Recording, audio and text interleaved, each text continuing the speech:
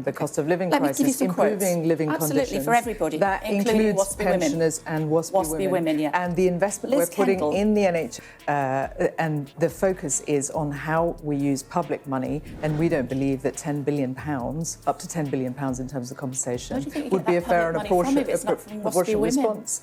This society built on the shoulders of those as I women. say, our focus is in tackling. Remember that $58 billion promise Labour made to women affected by pension changes? It's now vanished into thin air. Zero, nada, gone. In this explosive interview, watch as a Labour MP squirms under the spotlight, desperately trying to explain away this monumental U-turn. The truth? It's worse than you could imagine. Before we move on, I'd like to ask you a small favor.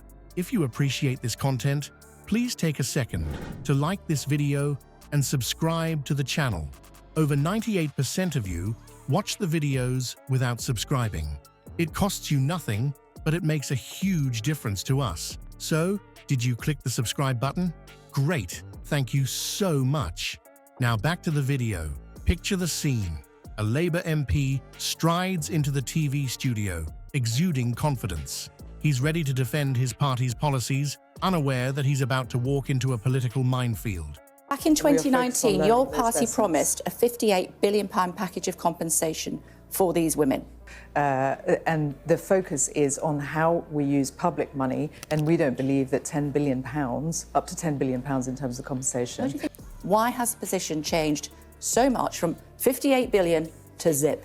The interview starts off smoothly enough. Our MP paints a rosy picture of Labour's plans, emphasising their commitment to improving living conditions for everyone, including pensioners. He's in his element, delivering well-rehearsed talking points with practiced ease. But the atmosphere shifts as the interviewer brings up the $58 billion pension promise. It's like watching a balloon slowly deflate. The MP's composure wavers, his once steady voice now carrying a hint of uncertainty. As the questions dig deeper into the policy reversal, we see the first cracks in the MP's facade. His words become less certain, his body language more defensive. Gone is the self-assured politician from moments ago, replaced by someone scrambling to justify a massive U-turn. The interviewer presses harder, citing specific quotes from Labour leadership about the pension changes. With each question, the MP's responses grow increasingly evasive. He's dancing around the issue, trying to avoid a direct confrontation with his party's past promises. You can almost feel the tension in the studio as the MP realizes he's being cornered. How will he explain away this glaring contradiction between Labour's past commitments and their current stance? In a desperate attempt to regain control, the MP reaches for a lifeline: the Ombudsman's report. If you look at the Ombudsman's report, he stammers, it's very clear in terms of the fact that a 9 out of 10 women would not have made a difference in terms of the letters being received. It's a valiant effort, but it's clear he's on shaky ground. The MP tries to redirect the conversation, stating, "Our focus is in tackling the cost of living crisis, improving living condition for everybody, including women."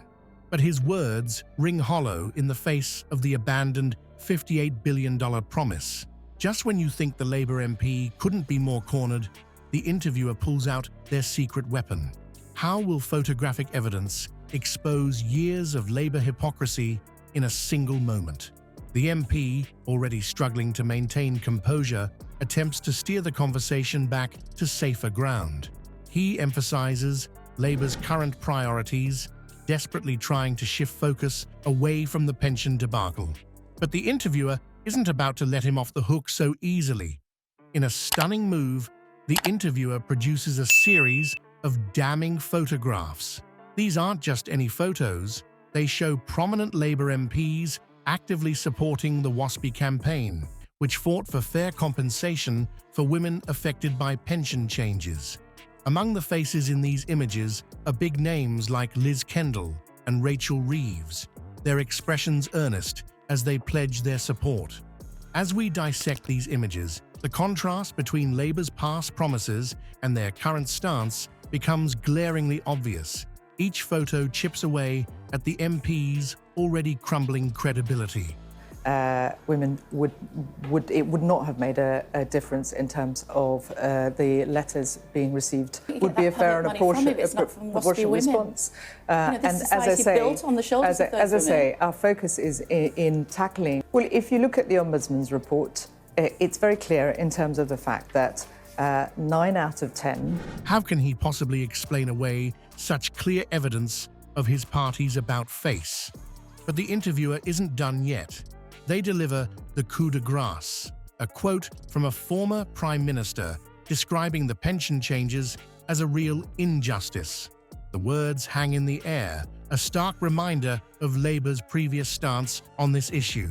The MP's reaction is palpable, a mix of shock, embarrassment, and growing panic. How can he reconcile this damning statement with Labour's current position? The cognitive dissonance is almost painful to watch. The MP flounders, grasping for words that simply won't come. He's unable to bridge the vast gap between past commitments and present reality. In the aftermath of this brutal takedown, Labour attempts to explain away their policy shift.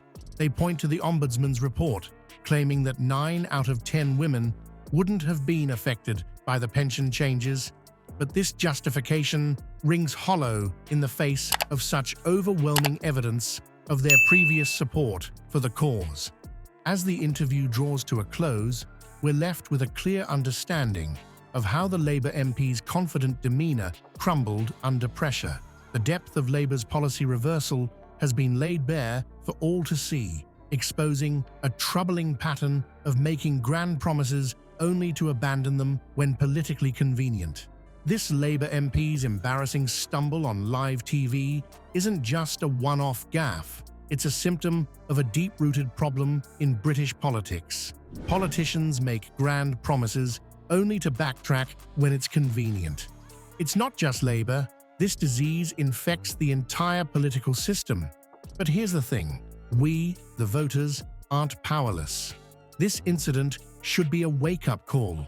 It's time we stopped taking politicians at their word and started demanding real accountability. We need to keep receipts, track promises, and call out inconsistencies, regardless of party lines. The question is, how do we turn this frustration into action? Some suggest beefing up transparency in political processes. Others argue for more citizen engagement in governance. Whatever the solution, one thing's clear. The status quo isn't cutting it. It's time for voters to step up and hold our elected officials' feet to the fire. After all, if we don't, who will?